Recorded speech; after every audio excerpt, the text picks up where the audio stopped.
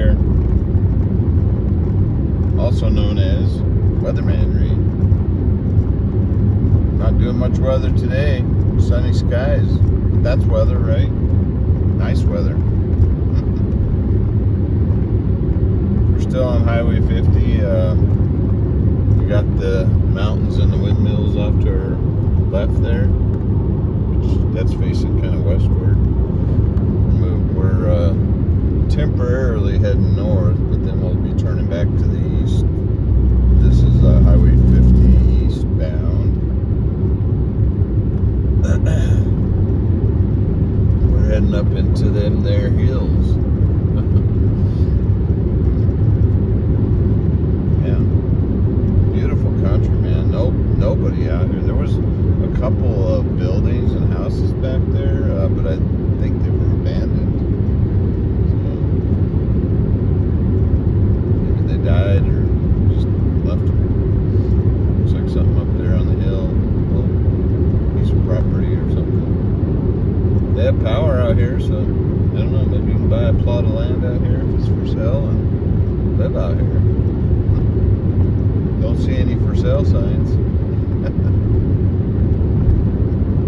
Yeah, a lot of this empty land out here is owned by the federal government. I think a lot of it's like BLM land, that kind of thing. So, yeah.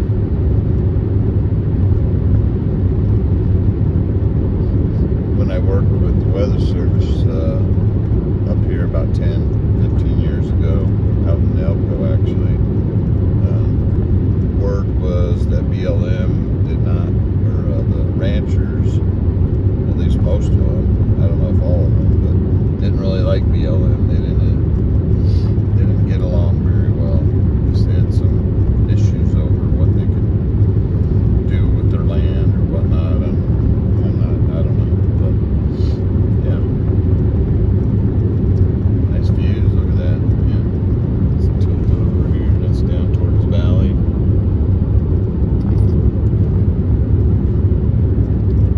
Nevada in a nutshell. You got these mountain ranges and valleys, kind of.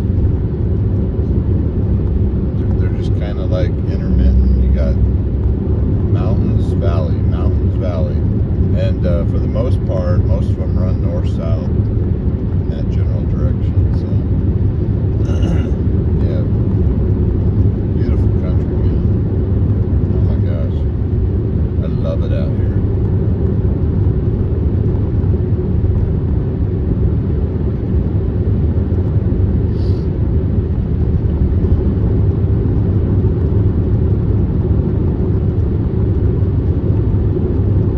Yeah, the one nice thing about Nevada, if you ever want to come live here, no state income tax.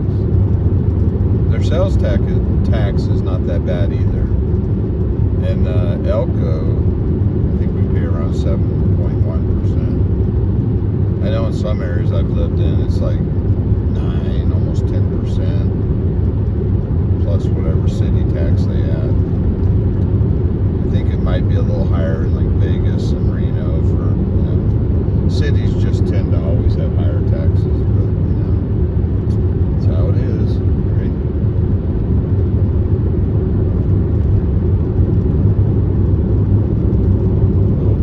Stop back there with some signs, points of interest, I guess.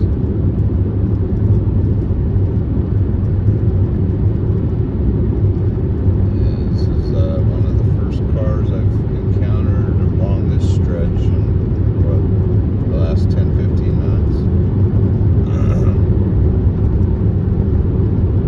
Yeah, the nice thing about these folks out here, if you get stranded or you break down or something, man, 9 times out of 10, someone will stop and help you out here. The people out here, especially in the rural areas, are real friendly people. When I worked with the Weather Service, we would go out to these small little towns and do our what we called our spotter training. You may have heard of it, you may not have heard of it, but that's where we teach them them how to be weather spotters. You know, teach them about various weather phenomena, about, you know, tornadoes, hail, you name it, anything. Yeah, we have a whole presentation we would give them. But there's this little town, Baker, out here on the other side of these mountains here, which is right next to Great Basin National Park. We did one of those spotter trainings there, and I mean this is a tiny town. There's probably, I don't know, 100, 200 people maybe. But yeah, we had a good, you know, maybe 5, 6, or 8 people came to spotter training. One guy I talked to at the time, he was retired. He had bought a piece of land out next to the mountains and was totally off the grid. I think he said he used solar. He may have had a well for water. I'm not sure. I can't remember what he told me, but he had no internet or anything out there. And this is before, you know, Starlink became available to everyone. But yeah, so yeah, that's pretty cool. But he was telling us that you know, he was married and he was originally from Vegas, and or at least lived there before he retired. And so he would stay out there and live on the property and out here in rural Nevada, Nevada here. And his wife would stay down in Vegas because she, you know, I guess wanted the conveniences of the city and whatnot, and come and visit him, you know, every so often. So I could probably live like that, but that's not in my cards right now. My life situation's a little bit different, even though I'm approaching retirement here. Yeah, I plan on retiring at 62. I've got about 2.5 years till I'm to 62. I'm retiring at 62. I know they say to wait until you're whatever, 65, 67, 70, whatever. You get a little more, but you know, there's pros and cons to everything. The way I see it is, you're not promised tomorrow. You don't know when your day of death's coming. You could die today, tomorrow, 5 years, 10 years. So, you know, if you wait, if you're financially ready to retire and live off Social Security and whatever other retirement options you have going on, I say do it, because you ain't promised tomorrow. If you wait till you're 67, you could be dead by then. You wait till you're 70 or 75, you could be dead before then. Never enjoy the retirement. But hey, if you love what you do, there you go. I watch this YouTuber, I won't name him. I'll name him. His name, Sarasota Tim. He kind of got me thinking about that. You know, there's everyone's got an opinion about the retirement, but I'm of the mind of that, you know, retire at 62 if you need, you know, as long as you're, you know, financially get your bills paid off and you're not paying 50 credit cards or whatever, or paying for 3 brand new cars or whatever, or a monster mortgage payment, which seems to be more common nowadays because houses are so dang expensive. But anyways, yeah, I say do it if you can, if you're able to, do it. Get a little side hustle, side job. You know, heck, you can do DoorDash, Uber, whatever, or not. Go work at the local hardware store, work at whatever, wherever. That's what I'm gonna do in a couple of years. Well, I'm kind of semi-retired now, but I'm gonna go back to working full time for 2 more years. I got some things that I'm responsible for. Our life situation has changed from what happened a year ago. So, anyways, that's all I'll say. Enjoy the view here. Look at this. this. We're going to start to climb this little mountain here, and then we're going to go down into another valley here. So I'll keep this will be a little bit longer video, maybe another 5 or 10 minutes. Keep it rolling. I'm not going to talk politics or anything. I don't really care. I'm tired of the news and politics. It's just, there's nothing you can do about it. Alright, here we go. What is this, our pass? We're at 7,100 Sacramento Summit. 7,154 feet. And off right there, that's up where Great Basin National Park is. You can actually drive up the sides of the mountain, get beautiful views. Very windy road.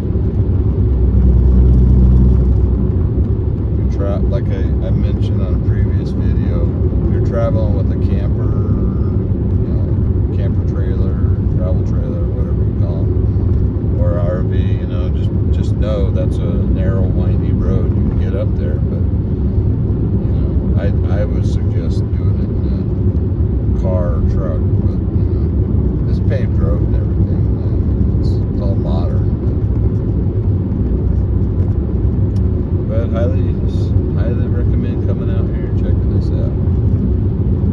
Beautiful, beautiful area. In the middle of nowhere. This is why they call Highway 50, which we're on, America's loneliest highway. It's pretty lonely out here. Whenever you see a rest stop, if there are any, I don't know of too many rest stops along Highway 50. I haven't seen any. But wherever there's a town or a rest, place to stop and get gas or eat or go to the bathroom, you better do it. Otherwise, if you really gotta go, you'll be going right out there with the sagebrush. Yeah. I don't show my face a lot. I'll probably turn the camera around so you can see me. I did one video where you saw me. I'm not all high speed on putting a video on a video. I mean, I'll eventually figure that out, I'm not tech savvy. I know enough to be dangerous, I guess, but not too dangerous, I guess. Yeah, a little, looks like rest area there or something, or campground, that's what it is, actually. Yeah, a little campground there. Have the campground probably to yourself. They have a couple campgrounds closer back to where I live right now, by Elko, up in the Rubies, and in that general area where they have camp hosts. I think they're just voluntary, they don't pay you, but you're retired. And there was some sort of animal on the road there. What was that? Big old bird or something. Kind of hid back behind the sagebrush. Anyways. Yeah. But yeah, I know when I went up camping up into the Ruby Mountains last summer, they were looking for a camp host. I was like, well, if I was retired, had nothing else to do, go up there, man. Do that. There's no cell phone service or internet up there, but I get if you have a Starlink, yeah, then you're good to go. You won't get any coverage from your cellular carrier up there. There's you go up into the Rubies and you hit a certain point where you're disconnected from the rest of the world unless you got Starlink. Yeah. You can have whatever opinion you want about Elon Musk and whatever he's done, but one thing's for certain, man, when he put up those Starlink satellites and made that available to the world, that was a game changer, man. I mean, think of it. There's like parts of the world that never had internet, and now they can get it. There's parts of out here, middle of nowhere, Nevada, no internet, period, no cell service. I've been there and seen it and done it. Because I've been to these sites. When I was in the Weather Service, we went all over down dirt roads to the middle of nowhere where some guy or gal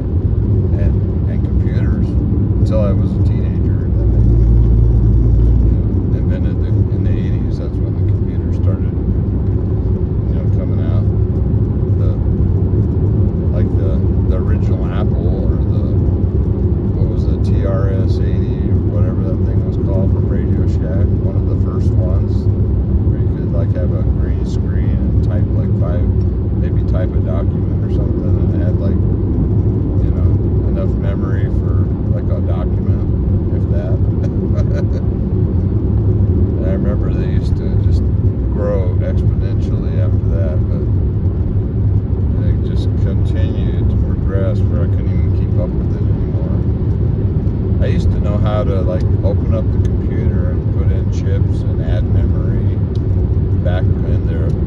Like the original, the first Windows. Yeah, my dad built me a computer, and then I learned how to add stuff, you know, memory cards, video cards, all that stuff. I guess you can still do that. I don't know. I haven't done it in over 25 years. I don't know. Back in the 90s, I was doing that stuff.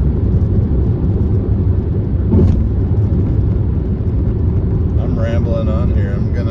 I'll turn it off here in a minute once we get down to this valley, but we're getting closer to where you turn off for Baker to go down to Great Basin, which is on to our right there. But yeah, forgot what I was talking about. A place called Strawberry Creek Reservoir. Was it Reservoir or just Strawberry Creek? I don't know. I saw something over there. It's called Strawberry Creek. Just have a little creek coming down there. Looks like a little river runs down to our left there. Looks like a little ravine. There's a house over there. I don't know if anybody still lives there. Got power lines. You got power lines out here? You can set up residence and live. As long as you want power.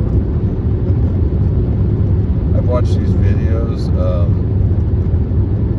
This guy in Alaska went out there with his backpack and a few basic essential tools and whatnot, and started building himself a homestead, you know.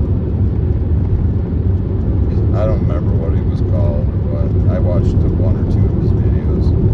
It was fascinating. I'll never do that. Maybe if I would have, you know, had that, like, I don't know, itch when I was 20, I'd probably do something like that, but not when I'm 59, no way.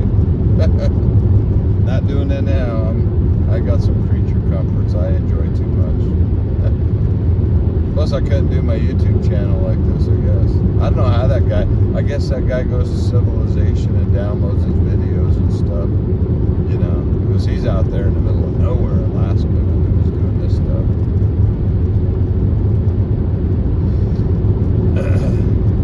Yeah, so yeah, anyways, hope you're enjoying the views.